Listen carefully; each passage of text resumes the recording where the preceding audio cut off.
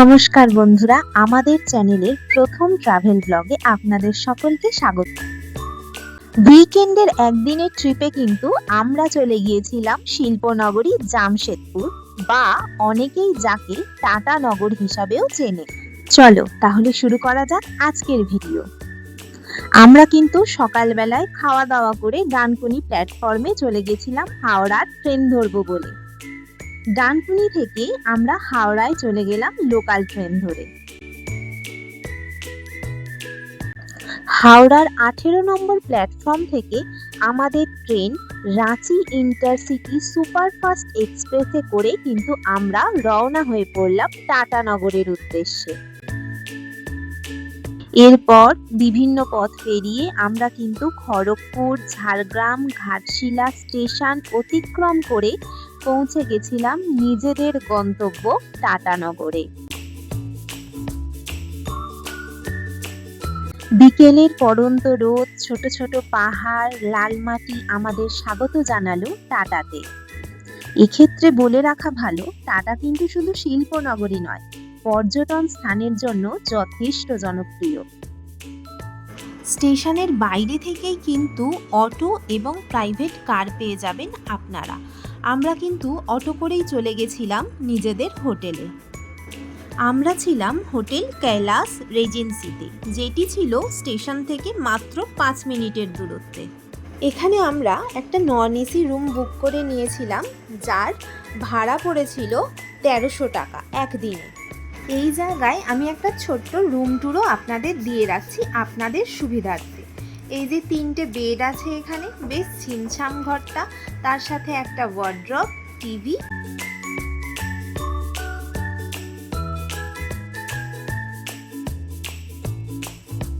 ওয়াশরুমটাও একটু দেখিয়ে দিই আপনাদের। ওয়াশরুমটা কিন্তু মধ্যবিত্ত মানেরই ছিল, কিন্তু পরিষ্কার ছিল মোটামুটি। এরপর পাশের একটা রেস্টুরেন্ট থেকে ধোসা খেয়ে আমরা কিন্তু বেরিয়ে পড়লাম আমাদের ঘোরা বেড়ানোর উদ্দেশ্যে। চান্ডিল ড্যাম যাবার রাস্তায় কিন্তু এই সাই টেম্পেলটি চোখে পড়ে। সময়ের অভাবে আমাদের যদিও এখানে ভ্রমণ করা হয়নি, কিন্তু ভ্রমণ পিপাসু বাঙালি হয়ে আপনি যদি এখানে যান অবশ্যই টেম্পেলটি ভিজিট করুন, কারণ টেম্পেলটি অত্যন্ত সুন্দর।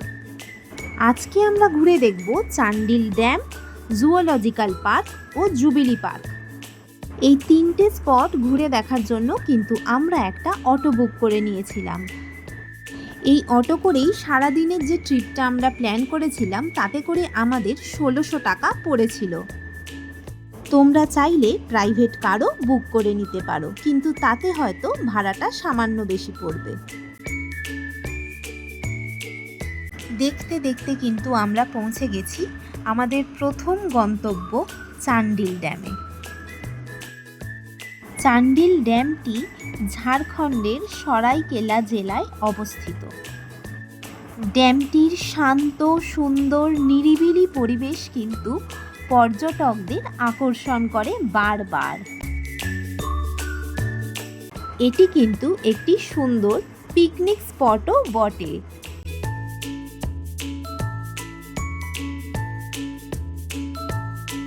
এবার কিন্তু অটোকে পার্কিংয়ে রেখে আমরা অটো পার্কিংয়ের টিকিট কেটে সামনের দিকে এগিয়ে গেলাম।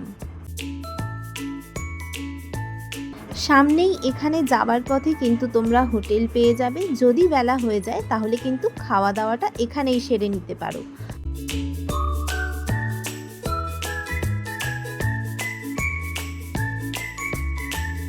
চান্ডিল ড্যামের কিন্তু একটি মুখ্য আকর্ষণীয় বিষয়বস্তু হলো বোটিং। চান্ডিল ড্যামে এসেছি আর বোটিং করব না, এটা কখনো হতে পারে? এখানে জনপ্রতি 150 টাকা করে টিকিট। তো আমরা কিন্তু বোটিংয়ের জন্য চড়ে পড়লাম একটা বোটে।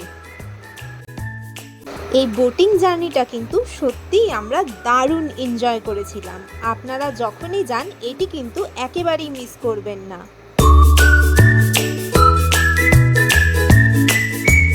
এরপর আমরা লাঞ্চ সেরে বেরিয়ে পড়লাম জুওলজিক্যাল পার্কের উদ্দেশ্যে। এই জুওলজিক্যাল পার্কটি প্রতিষ্ঠিত হয় 1994 সালের 3রা মার্চ। আমরা এরপর টিকিট কেটে সোজাসুজি ভিতরে ঢুকে গেলাম। পার্কটি কিন্তু বিশাল বড়, প্রায় ৬২ একর জমির ওপর তৈরি। এত বড় পার্ক হেঁটে দেখা সময়ের স্বল্পতার জন্য সম্ভব হয়নি, তাই আমরা কিন্তু ব্যাটারি গাড়িতে করেই ঘুরে দেখেছিলাম পুরো পার্কটি। ব্যাটারি গাড়িতে আমাদের মাথা পিছু ৫০ টাকা লেগেছিল। এই ব্যাটারি গাড়ি করার সুবিধা দুরকম পেয়েছিলাম। একটা হচ্ছে খুব তাড়াতাড়ি এত বড় জায়গা ভ্রমণের সুবিধা, আর দ্বিতীয়টি হলো যেখানে যেখানে স্পটগুলো বিশেষত্ব আছে সেই স্পটেই তারা কিন্তু আমাদের নামিয়ে দিচ্ছিলেন।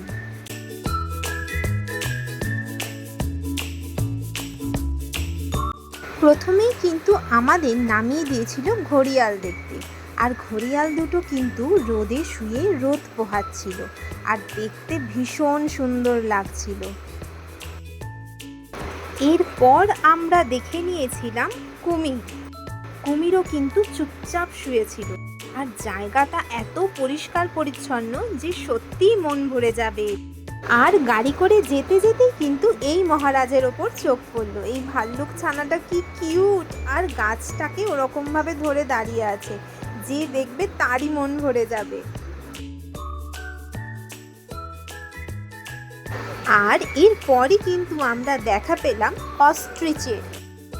এই জুওলজিক্যাল পার্কটি কিন্তু আমাদের কোনো অংশে নিরাশ করেনি। এরপর কিন্তু আমরা দেখা পেয়ে গেলাম সাদা হরিণের। আর যিনি বসে আছেন তার গায়ের রঙের ছটায় চারিদিক একদম মনোমুগ্ধ হয়ে উঠেছিল। হ্যাঁ, ময়ূর, জাস্ট দেখো, অসাধারণ। তারপর কিন্তু আমরা দেখা পেয়ে গেছিলাম হরিণের।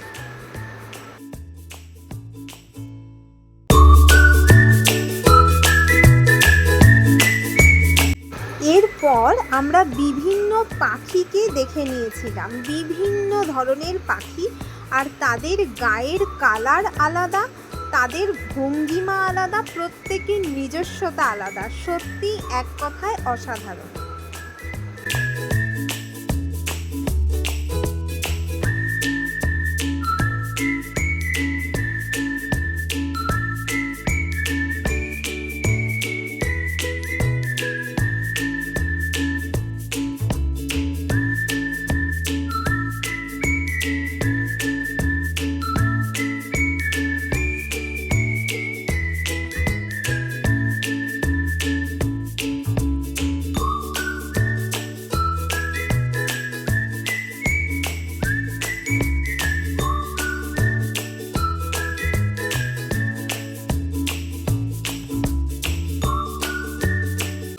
এরপর আমরা যাকে দেখছি তার হাঁটা চলা ঘোরা ফেরা সব কিছুতেই রয়্যাল ছাপ। জাস্ট দেখো, অসাধারণ অসাধারণ সুন্দর, এত পরিষ্কার পরিচ্ছন্ন যে দেখতেও সত্যিই ভালো লাগছিল।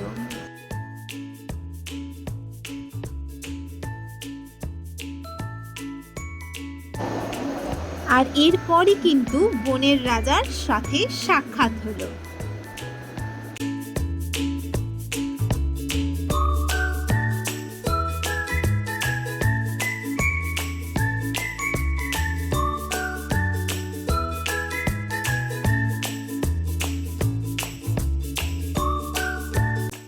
এরপর জেব্রা হরিণ দেখে নেওয়ার পর ফেরার পালা। ফেরার পথে গাড়িটি আমাদের ছেড়ে দিল মেন গেটে। এখান থেকে বেরিয়ে কিন্তু আমরা রওনা হয়েছিলাম জুবিলি পার্কের উদ্দেশ্যে। আর এই হলো সেই বিখ্যাত জুবিলি পার্ক, অসাধারণ সৌন্দর্যে মোড়া সবুজে ঘেরা জুবিলি পার্ক।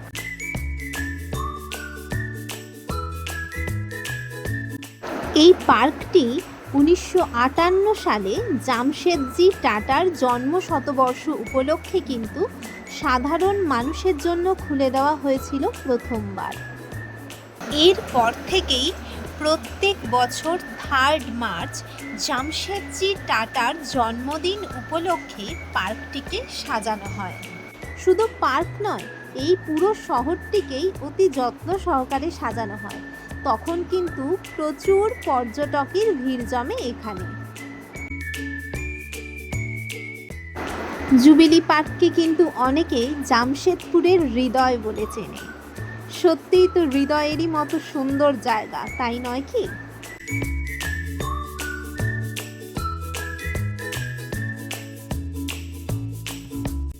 এখানকার সুন্দর প্রাকৃতিক পরিবেশ, আলো, ফোয়ারা এর জন্য এই স্থানটি কিন্তু পরিবার ও পর্যটকদের কাছে খুবই জনপ্রিয় একটি স্থান।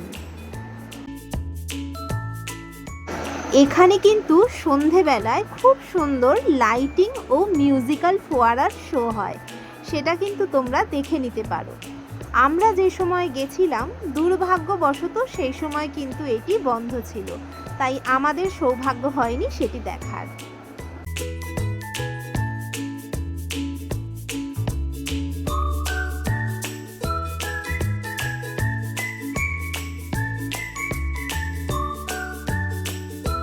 জুবিলি পার্কটি তৈরি হয়েছে 200 একর জায়গা জুড়ে, তাই পার্কটি বিশাল বড় এবং নানান ধরনের ফুল গাছে ভর্তি।